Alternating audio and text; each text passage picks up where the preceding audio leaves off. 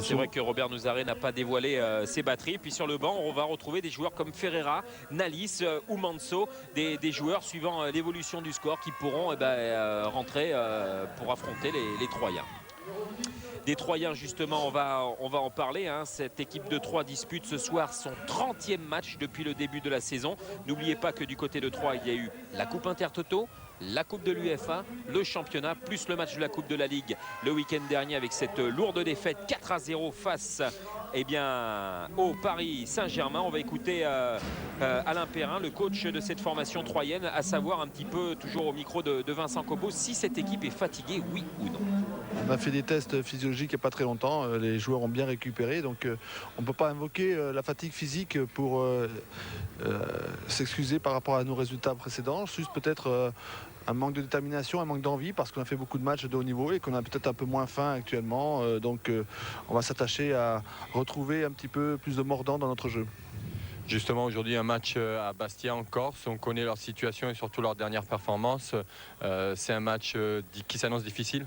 Bien sûr, on connaît le contexte, donc c'est aussi un défi pour nous. Dans ce contexte-là, on a pris comme excuse dans les matchs précédents que les équipes qui venaient à domicile venaient pour défendre et donc on avait du mal à prendre des points.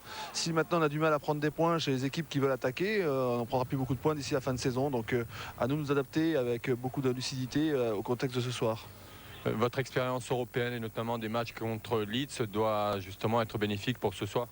Oui, mais je pense que c'est surtout un problème d'envie et si on est capable de mettre beaucoup de détermination dans notre jeu, il faudra trouver des solutions techniques au pressing de l'adversaire. Alors là aussi, du côté de Troyes, il y a cette surprise, cet homme que nous montre Jean-Pierre Turotte, Charles, c'est Djukic qui est donc titulaire. Ça lui était plus arrivé depuis le mois d'août dernier. Et on va se pencher sur cette composition d'équipe de Troyes avec des absents et notamment Roten. Roten qui est blessé à un mollet et Roten qui serait également en instance de départ pour le mercato. On parlait cette semaine d'Arsenal. Et du côté des remplaçants, les deux qui en ont fait les frais ce soir, c'est Nicolas Gousset et Nyang. Mais attention, suivant l'évolution, là aussi, il peut y avoir quelques petits changements. Et voici les Bastiais qui sortent de leur vestiaire avec Ali Boumnigel en tête. Bastia qui jouera en bleu et cette équipe de Troyes qui va prendre ses couleurs d'extérieur, ce jaune. Et on va peut-être retrouver Vincent Cobos dans le tunnel avec Lilian Nalis, Vincent. Oui, exactement, avec Lilian. On vous a vu très solidaire tous autour. C'est un match où vous allez aborder, j'allais dire, tambour battant. C'est sûr, je crois que de toute manière, à partir du moment où on est dos au mur, on se doit de réagir et surtout à la maison avec 4 défaites au compteur. Il faut plus vite reprendre des points à la maison et surtout se faire respecter chez nous. Ça va être le maître mot de la soirée. Donc il va y avoir un mental à toute épreuve. Vous allez faire un pressing d'entrée. Ouais, je crois que ça veut dire à partir du moment où il faut s'imposer. Je crois qu'on est aussi dans une période un petit peu de doute. Donc il faut reprendre les bases au fur et à mesure du match, mais surtout ne pas oublier que mentalement on doit y être. Et vous avez profité un petit peu de la mauvaise passe des Troyens, même s'ils sont toujours assez dangereux. Ouais, c'est une équipe qui est en net progrès tous les ans, donc on sait très bien. On avait gagné largement la première année, fait un match nul l'année dernière. Ce soir, il faut absolument s'imposer. C'est le championnat qui le demande pour le Sporting. Merci. Et il y a quelques instants, Charles, on parlait de concentration. Eh bien, écoutez et regardez ce qui s'est passé juste à la sortie des vestiaires du côté de Bastia.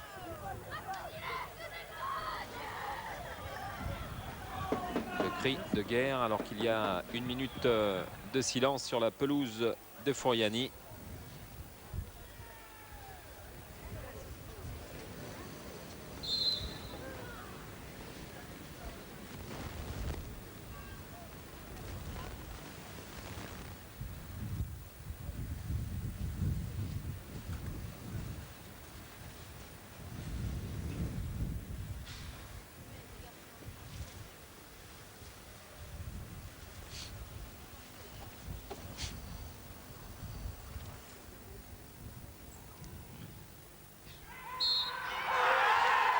Robert Nouzaré concentré comme tous ses joueurs. À noter que l'arbitre de cette rencontre sera Hervé Picirillo et c'est un bon souvenir pour les Bastiais. 2 fois la saison dernière et il était venu du côté de Furiani avec une victoire notamment face à Nantes 3-1 et puis surtout il y a 2 saisons de cela, c'est lui qui avait arbitré le fameux Bastia 3 où Bastia s'était largement imposé 5 1-0 face à 3. Peut-être ce soir, Bastia va-t-il rééditer cet exploit des Bastiais qui affrontent pour la 8e fois cette formation de 3 en première division avec 6 victoires jusqu'ici pour un match nul. Et bien pour l'instant, 3 ne s'est pas imposé sur cette pelouse de Fouriani. Il faudra quand même surveiller de près Patrice Loco, très en forme, associé à Boutal. Surveiller également Djukic. On aura l'occasion d'en reparler tout au long de cette rencontre du Yougoslave. Mais du côté de Bastia, tous les yeux seront bien entendu sur cet homme, Ali Boumnigel, qui remplace donc Nicolas Pento écarté pour l'instant à la suite du sévère revers face à Lens. Mais écarté provisoirement, c'est aussi une prise de conscience. Oui, Pento, après ce 7-0, il faut pas l'accabler parce qu'on sait très bien que Pento est un très bon gardien qui a de grosses qualités. Ah oui. Ce n'est pas ça. Le problème, c'est qu'il fallait changer quelque chose.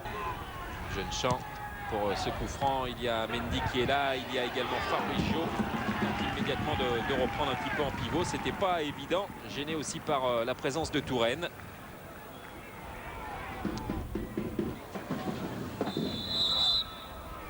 Allez, Cyril Jeune-Champ une nouvelle fois. Et ce ballon qui va passer à côté de la cage de Tony Artebis. Une nouvelle fois, une bonne occasion pour Bastia. Sur ce bon travail de Jeune-Champ avec Dieuze. Et Dieuze tente une belle reprise de volée. Verrel contré par Svensson, mais il y a Jeune-Champ, puis Patrick Beneforti qui va insister, pénétrer, perforer la surface de réparation. La frappe et l'envolée de Tony Artebis. C'est peut-être pas fini avec Nicolas Dieuze. Et Touraine qui va tenter d'écarter la menace. Voilà qui est fait pour trouver Boutal. Mais il y avait Uras sur la trajectoire de cette relance. Jeune-Champ accroché. Jeune-Champ avec Nicolas Dieuze. Le ballon détourné au passage et stoppé par Tony Artebis. Un ballon détourné par Frédéric Danjou. Mais en tout cas, belle action de la part de Beneforti. Très belle frappe puissante que Artebis n'a pu contrôler. Même si elle était carrément sur lui. Je crois que Beneforti par cette frappe, a donné le ton au Bastia pour enflammer le match. On voit la frappe puissante. Bien fait de la part de Vérel. Et là, l'accrochage, la béquille. Frédéric Danjou qui a peut-être pris un carton jaune. Oui, Beneforti pose des problèmes là en insistant, en passant carrément vers le centre pour percer, comme Jo tout à l'heure, pour créer le surnombre aussi, diversifier le jeu. Frédéric Danjou, pendant ce temps, a écopé d'un carton jaune. Tout à fait justifié pour cette faute et ce coup franc très intéressant avec Cyril Jeune-Champ. 20 minutes de jeu dans cette première période, toujours ce score de 0-0. Peut-être l'ouverture du score sur ce coup franc de Cyril Jeune-Champ, contré par le mur. Il y a Mendy, la frappe et la transversale. Oh, c'était Essien même qui s'était présenté. Quel boulet envoyé par Essien sur la transversale d'Artebis. Allez, encore Jeune-Champ, il change son fusil d'épaule avec Fabrizio qui tente de centrer, qui s'est loupé. Tony Vérel. Et sans danger, sans problème pour Artebis. Celestini. Thomas. Danjou. Oh, ballon intercepté par Essien encore. Et faute de Danjou. Oh, attention Danjou, attention. Peut-être le jaune. Et ouais, et ça va être le rouge pour Frédéric Danjou. Carton rouge pour cette faute stupide sur cette échappée. Et pour Frédéric Danjou, c'est le deuxième carton rouge récolté cette saison après celui du 15 septembre dernier face à Lille. Et ouais, mais il peut protester auprès de Monsieur Picirillo. C'est largement bien arbitré. Faute caractérisée de la part de Frédéric Danjou sur ce ballon perdu. Oui, d'autant plus que Essien, là, sur le coup, fait une percée et il barre carrément la route. Donc c'est un acte d'anti-jeu qui est sanctionné normalement. Il met pas les bras, mais il y va avec la hanche. Et étant donné qu'il en a deux, c'est inévitable. Ah, alors les choses vont se compliquer hein, du côté de Troyes, Vincent. Oui, parce que même l'entraîneur a déserté le banc de touche. Là. Il est vraiment en colère sur cette décision de l'arbitre. Et il se demande à la limite ce qu'il fait en Corse là, parce qu'il s'estime largement lésé. Oh ben, il va falloir qu'il regarde les ralentis, Alain Perrin. Là, il y a quand même faute de Frédéric Danjou. Cyril Jeunechamp, Tony Vérel face à Svensson. Vérel qui va centrer, qui va crocheter. Le voilà, ce centre de Vérel. Hurtebis qui passe à travers. La reprise au-dessus de Fabrice Jo. Oh là là, l'occasion pour Fabrice Jo qui aurait pu là ouvrir le score à quelques secondes de retrouver les vestiaires. Et quel travail hein, de Vérel. Oui, heureusement, Hurtebis dévie cette balle qui était déjà dangereuse. Et Jo, là, c'est quand même difficile de cadrer. Hein. C'est une balle qui vient assez forte sur lui. Et il fallait beaucoup de maîtrise pour la mettre dans le but. Ah, il y avait du monde hein, devant Ouais. Tony Hurtebis. Il y avait 3 joueurs du Sporting Club de Bastia. De Guerville. Mendy. Uras, Fabrice Jo, Cédric Uras, Nicolas Dieuze en duel avec Thomas. Aide de Patrice Loco. Oui, les Troyens ont toujours du mal à sortir avec ces ballons. Mais ils sont toujours très bien en place. Le fait d'être à 10 ne les a pas trop gênés pour l'instant. Non, non. Ils jouent tels qu'ils ont commencé. Les signes sont appliqués à la lettre. Svensson, Djukic, Boutal, Celestini. Et Thomas a réclamé le ballon. Voilà, il n'y a Il plus aura de pas. solution et on met carrément devant. Et voilà Monsieur Picirillo qui siffle la fin de cette première période sur ce score de 0-0 entre le Sporting Club de Bastia et Troyes, avec une équipe troyenne réduite à 10 suite au carton rouge récolté par Frédéric Danjou. Et on va retrouver Vincent. Oui, je suis avec Cédric. Vous avez abordé le match comme tout le monde l'attendait, agressivité, mais pour l'instant pas d'ouverture du score. C'est vrai, on est agressif dans les duels. On se devait par rapport au match de Lens. Au Mans, on était bien revenus, donc là, on est sur le bon chemin. Maintenant, il faut continuer à pousser. Ils sont à 10, donc c'est à nous de créer les espaces, la supériorité, de marquer. Ils sont quand même difficiles à manœuvrer. On sent que c'est une équipe qui a joué en Coupe d'Europe, qui a une certaine expérience, qui calme le jeu malgré tout.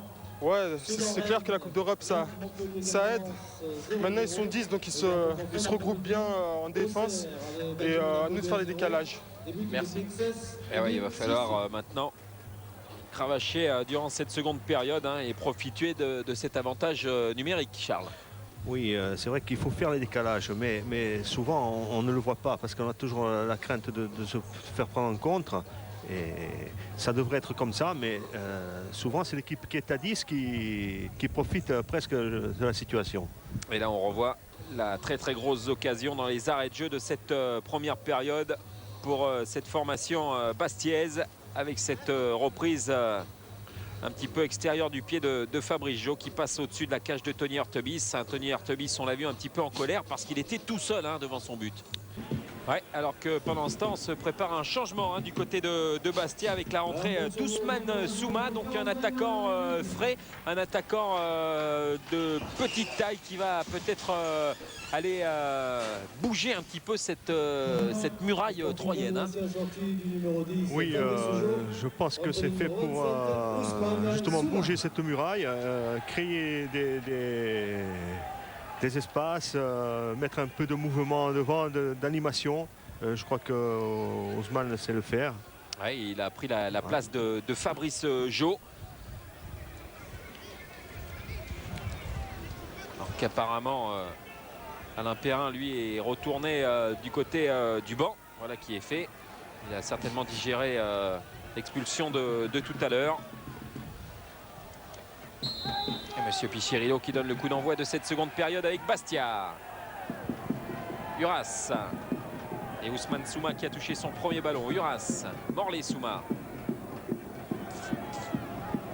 Frédéric Mendy. De Guerville, Beneforti. Protection d'Olivier Thomas. Philippe, Oui. alors qu'il y a une petite... voilà, j'allais dire justement que Danjou était sur le banc de touche troyen et qu'il n'a pas effectivement pas le droit. Donc il s'en va diriger vers la sortie. Il est déjà en civil. Attention à De Guerville. Attention à ce ballon dans les pieds de Nicolas Dieuze, accroché à la surface de réparation. Monsieur Pichirilo qui laisse l'avantage au Bastier. Il y avait Ousmane Souma sur ce centre de Beneforti qui récupère le ballon. La frappe de Beneforti, ce sera à côté. Oh là là, Charles, il nous tarde de revoir le ralenti sur cette action. Nicolas Dieuze. Oui, Nicolas est serré entre 3 joueurs et il n'a pas de... Bon, je ne peux pas dire qu'il y a faute là-dessus. Hein. Non, il a senti un petit peu de... Beaucoup de monde le ceinturer autour de lui, mais il y avait peut-être bien un pied qui traînait au passage. On aura l'occasion, bien entendu, de redétailler tout ça. Nicolas Dieuze, mais en tout cas, les Bastiers n'ont pas protesté.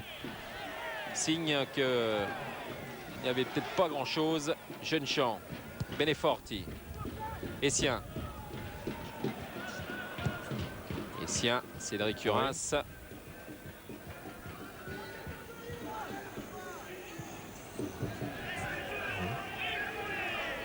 Souma. Et Ousmane Souma qui va obtenir un coup franc dans ce duel avec Olivier Thomas. Voilà, sous cet angle-là. Il y a quand même le pied de Touraine qui vient heurter la jambe de Nicolas Dieuze. Oui. Cyril Jeune-Champ, pas de hors-jeu pour Vérel. La frappe et le but. Et l'ouverture du score, cette fois pour le Sporting Club de Bastia. Avec Tony Vérel bien présent. Et Tony Vérel qui va s'offrir son 4e but depuis son arrivée sous les couleurs bastiaises. Et ben voilà qui va réchauffer un petit peu le public et les supporters bastiais. Et les débats qui sont ouverts cette fois. Voilà le beau piqué de Jeune-Champ. Vérel qui part au bon moment. Et redresse le ballon dans un angle difficile. Alors à noter que c'est la 7e ouverture du score cette saison pour cette formation bastiaise, la 4e à domicile. Pour l'heure, il y a eu 2 victoires face à l'Olympique de Marseille et face à Monaco. Et puis un match nul, c'était lors de la première journée face à Sedan. Les Troyens, donc menés au score, vont devoir se bouger maintenant, vont devoir se découvrir. Et méfiance, parce qu'avec l'entrée d'un joueur comme Ousmane Souma du côté droit, ça va apporter le feu dans la surface de réparation de Tony Artebis maintenant. Oui, et pour l'instant, avec ce but, les Bastiais se sentent soulagés. Ils vont pouvoir mieux progresser, je dirais. Garder le ballon, avoir moins de pression. Voilà, c'est ce qu'il fallait. Il fallait marquer ce but. Oui, alors qu'on peut peut-être voir une image sympa entre Nicolas et Danjou, tous les deux assis. Oui, attention à Beneforti, Ousmane Souma, le contrôle, le crochet, Ousmane Souma dans la surface qui va frapper. Oh là là, l'occasion pour Ousmane Souma qui là aurait bien pu aller doubler la mise. Lui qui n'a plus marqué dans le championnat depuis le 16 octobre 99, c'était à Auxerre. Et bien là, était pas loin d'ouvrir son capital but cette saison. De beau, hein. Il embarque tout le monde là-dessus et Davis lors du dernier geste, Ousmane Souma, mais en tout cas ça donne cette ouverture du score de Tony Vérel, et bien ça donne le moral à Bastia maintenant, qui a fait le plus difficile. Mendy contré, mais il y a Cyril Jeune-Champ, Morley Souma, Jeune-Champ, Vérel, De Guerville, Cyril Jeune-Champ, le centre et la sortie d'Artebis, Souma et le but. Et ben voilà le but d'Ousmane Souma. Cette fois, il n'a pas manqué d'aller tromper Tony Artebis qui était complètement esselé sur ce contre emmené par la formation bastiaise. 2-0 et 2 buts encaissés en l'espace de 3 minutes par 3. On va revoir ici Nicolas Dieuze contré et derrière on oublie Ousmane Souma. oui, qui était à l'affût et Et Hurtebise, déjà là, fait un exploit devant Andieuse, mais ne peut arrêter ce ballon que Souma met très bien à contre-pied, sans paniquer. Charles, je suis avec Fabrice Jo. Bonne entrée en matière en deuxième mi-temps. Finalement, ça a confirmé un petit peu ce que vous aviez fait en première mi-temps. Ben, c'est vrai qu'en première mi-temps, on avait été sérieux, agressif dans les duels, mais il manquait que le but, quoi. Et bon, le coach a dit à la mi-temps de continuer à jouer comme ça, surtout à passer sur les côtés. Et bon, là, c'est concrétisé par Tony et juste maintenant je pense que c'est bien parti pour ce soir. Et vous, personnellement, vous avez vu Boitier un petit peu? Bah ouais, je me suis fait mal, je me suis bloqué le pied avec Djukic sur la faute en première mi-temps et moi j'ai mal au genou, au ligament, quoi. Merci. Et attention encore à Vérel qui Oui, maintenant les voit le Bastiais cabre se dérober, mais enfin Bastia cette fois est complètement libéré. voilà, ils peuvent Ça tout sent, tenter. Chacun prend des risques.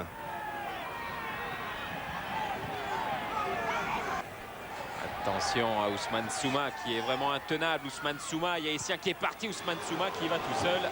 Ce sera à côté de la cage de Tony Hurtebise. Ah, il met le feu Ousmane Souma depuis son entrée. Hein. Oui, c'est ça qui est beau dans le football, là, de voir les attaquants qui osent, qui tentent des choses. Ça manque de plus en plus. Et là, avec Souma, on voit un peu de spectacle offensif.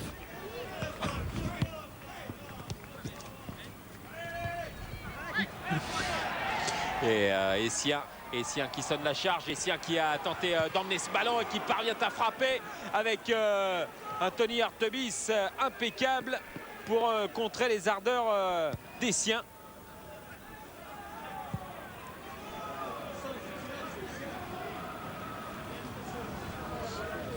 Karim Ziani et position de hors-jeu pour Nicolas Gousset. Alors qu'on se prépare un changement du côté Bastia avec Manso qui va donc remplacer Tony Vérel, buteur dans cette rencontre. C'est lui qui a ouvert la voie.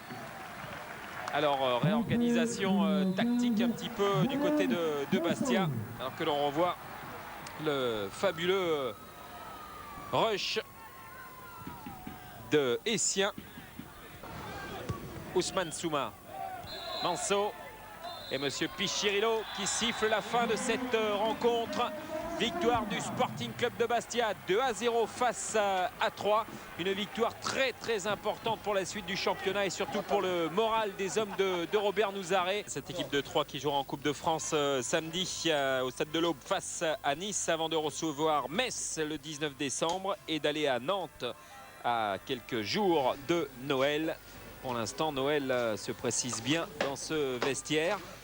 Joie mesurée quand même, on voit le sourire, on voit des Bastiais soulagés, mais joie mesurée. Oui, parce qu'ils savent ce qui leur attend. Hein. C'est pas fini. Encore, hein. Il faut continuer, il faut battre les gens. Ils savent que là, ils ont fait l'essentiel. Maintenant, reste le plat de résistance. Oui. Alors, en tout cas, match sérieux, c'est ce qu'il faudra retenir de cette soirée. Ces 3 points bien entendu de la victoire et puis surtout ces joueurs qui se sont tous parlé, hein, tous soudés après le 7-0 et Ali Boumnigel qui est avec Vincent. Exactement un peu à l'image du gardien corse, Ali, qui a constamment encouragé ses joueurs. On vous a vu dès la première minute rester dans le match, courir, vous échauffer. Vous étiez du début à la fin concentré sur votre match. Ouais, effectivement, on avait l'impératif de gagner ce match, donc il fallait rester très concentré. Je n'ai pas eu grand chose à faire, mais au niveau du commandement, au niveau du replacement, etc., il fallait être très très très concentré parce que effectivement quand une équipe de 3 qui était venue aussi pour essayer de ramener un point ou même la victoire, il nous fallait absolument gagner pour se racheter du match de Lens. Et comment vous l'avez-vous ressenti là de votre côté justement? Vous étiez constamment en train d'encourager vos joueurs, de placer? Oui, tout à fait. Je pense que c'est l'essentiel de ce match.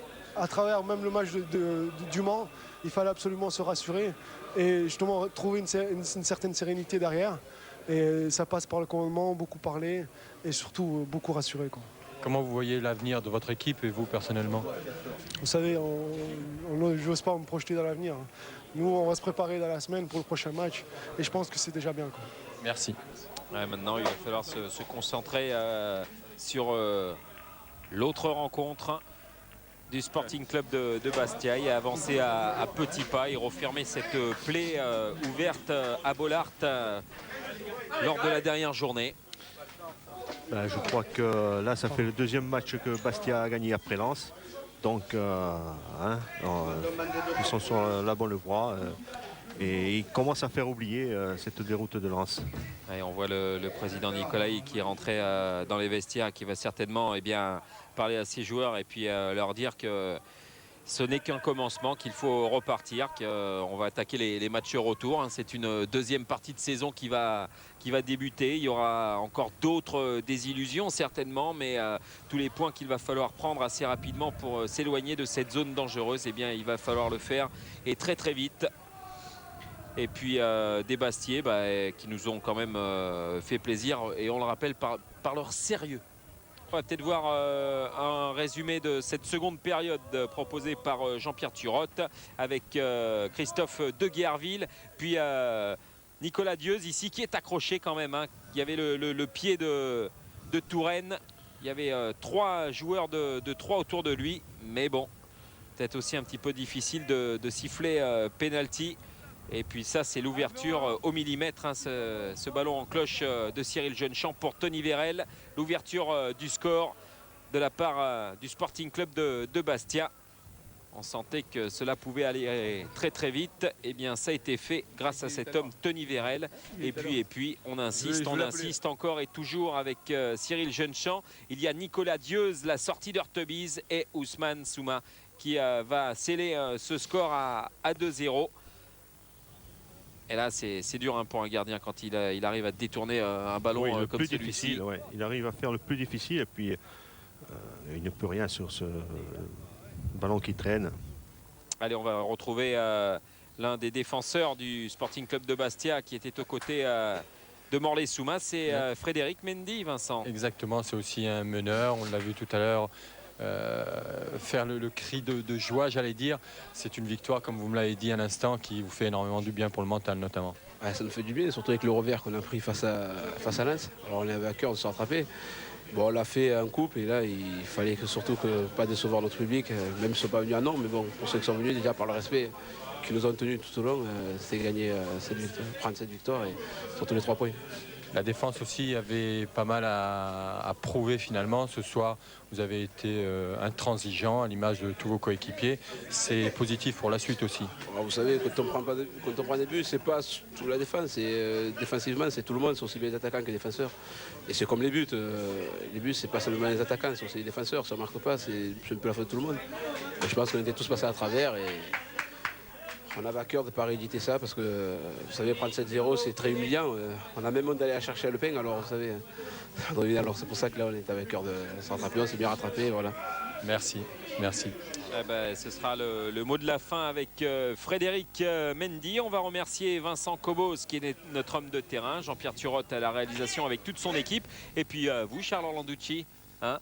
C'est l'époque des pruneaux en ce moment. Oui, ça se vend bien en ce moment, je peux vous le dire. Et ils sont bons les pruneaux de Charles. Allez, on vous souhaite une très très bonne fin de soirée. Victoire donc du Sporting Club de Bastia 2-0 face à 3. Bonsoir à tous, merci.